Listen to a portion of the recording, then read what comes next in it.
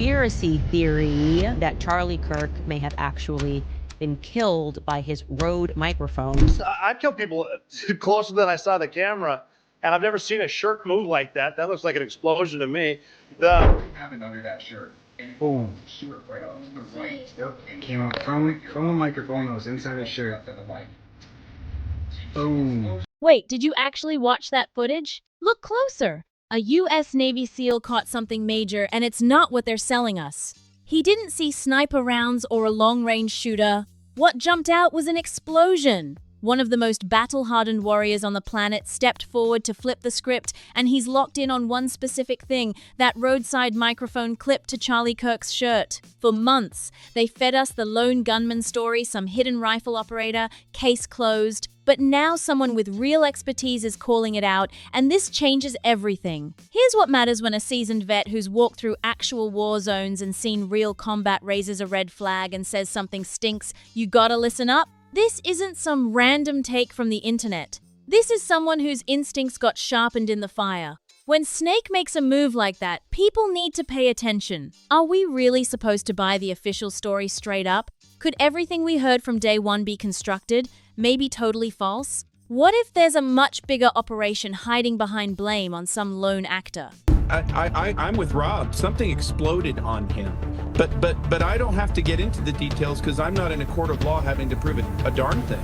Let's dig into what's being called the exploding mic theory, peeling back the layers of cover stories, hidden signals, and missed details. Once you see the full picture, it's impossible to ignore. Veterans see the world, different people deep in real conflict and lies, and it changes how you view everything on screens. There's a pattern, sharp as a knife. Think about those massive events that had everyone watching, desperate for answers.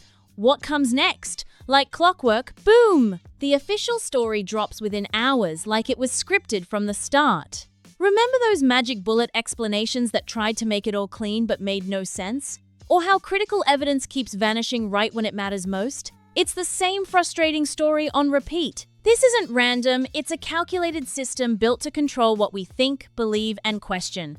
That's the exact move they run. Show us what they want. Feed us their beliefs. Keep us questioning only what's safe. Once you see it, you can't unsee it. Truth becomes scattered pieces, vanishing when you need them, buried under layers of careful cover stories. Most people just nod, accept it, trust the experts, keep moving, but look at the real pattern and it screams.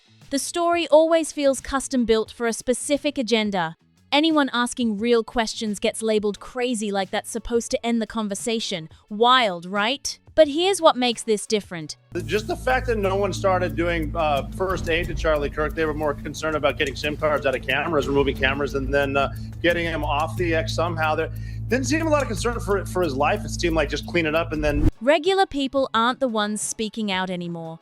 Now it's actual experts, real professionals who've been in the trenches, people with serious credibility. They understand weapons, tactics, what actually happens on the ground. This is way different from usual dismissals. These voices matter because they bring real knowledge, and they're asking questions that need real answers.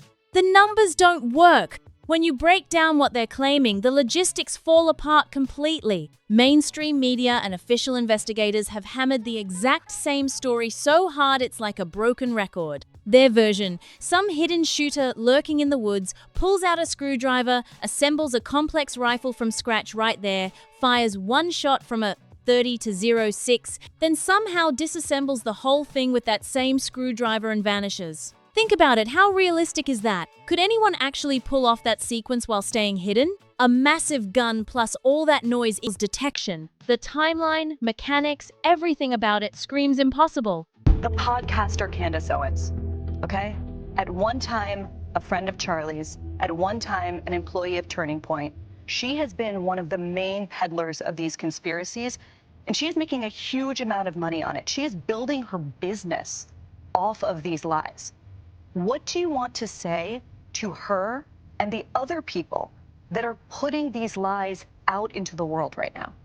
Stop. That's it. That's all I have to say. Stop. Here's the ridiculous part. They paint this guy as a tactical genius who planned everything down to the second, yet forgot his screwdriver during the escape. A master criminal sharp enough to slip past security and hit a moving target, but leaves behind his basic tools. It makes no sense. People online have grabbed onto this contradiction because it's the smoking gun the piece that breaks the whole story. One commenter nailed it. If you're this calculated with your escape, you don't just ditch essential equipment. The narrative wants us believing in this perfect criminal mastermind, but the small details tell a completely different story. The rifle got taken apart with that screwdriver supposedly left at the scene, then mysteriously reassembled and abandoned deep in the woods without the screwdriver that was used to put it together. That detail alone breaks everything. Experts have dug through the timeline and sequence, and something's off.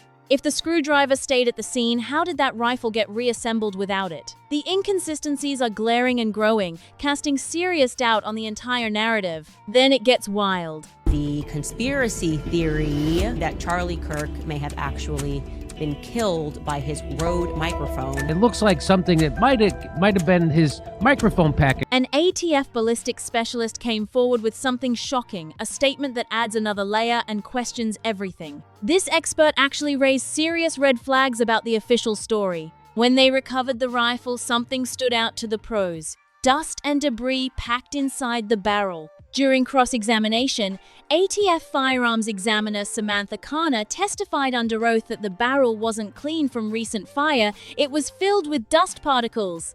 Think about what that means. If this rifle had just been fired at Charlie Kirk, the barrel would look completely different. Fresh gunpowder residue coating it, heat still radiating from recent discharge. Instead, dust. That's not a small detail, it's huge.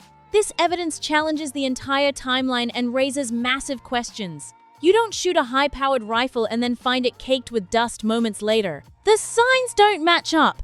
This discovery opened doors to a deeper investigation about when and how this rifle was actually used, if at all. Picture this: a rifle sitting there covered in dust, untouched and forgotten. That's the smoking gun right there. Undeniable proof this weapon hadn't been fired recently, period. The whole narrative started cracking open at that moment, but then things escalated. Viewers weren't just watching passively anymore. They were rewinding, slowing down frame by frame, zooming in hard, hunting for details they missed. The tension ramped up with each replay, turning this into a full-blown digital investigation playing out across the internet. Then, boom, a former Navy SEAL stepped into the conversation with an exclusive sit-down, ready to drop insights that could flip everything. The room went quiet. He locked eyes on the footage and said it straight. To me, it looks like an explosion. But wait, he wasn't talking about blast waves in the crowd or violence. He was zeroed in on Charlie's shirt, specifically how the fabric moved and twisted at that exact moment. The way the cloth reacted to the impact was totally different from anything he'd seen from a rifle hit in his entire career. This wasn't typical bullet wound patterns or gunshot signs. The evidence pointed to something else entirely, something powerful but confined. He broke it down. It looked like an explosion from Charlie's microphone pack. That piece of equipment tucked in the clothes during events, capable of causing serious disruption when it goes bad. The way the shirt ballooned out and that burst captured on camera matched that possibility perfectly. A hidden clue sitting right there in plain sight. Easy to miss without real attention. This reframed everything, challenging what everyone assumed and forcing people to see it completely different. The mystery got way deeper as what looked simple suddenly became way more complex. This connection tied loose threads together and pushed the story into new territory, opening doors for real investigation. It showed how sometimes the biggest evidence hides in tiny details and how fresh expert eyes reveal what gets overlooked. The story didn't end with answers. It ended with bigger questions, leaving real curiosity about what actually went down. That's all for this one. Smash that like button if you're riding with this investigation. Subscribe so you don't miss the next deep dive into wild stories like this. Share this with your crew who love a good plot twist. Drop your theories and thoughts in the comments, we're reading them all. Your comments keep this conversation burning, so stay locked in. See you on the next one.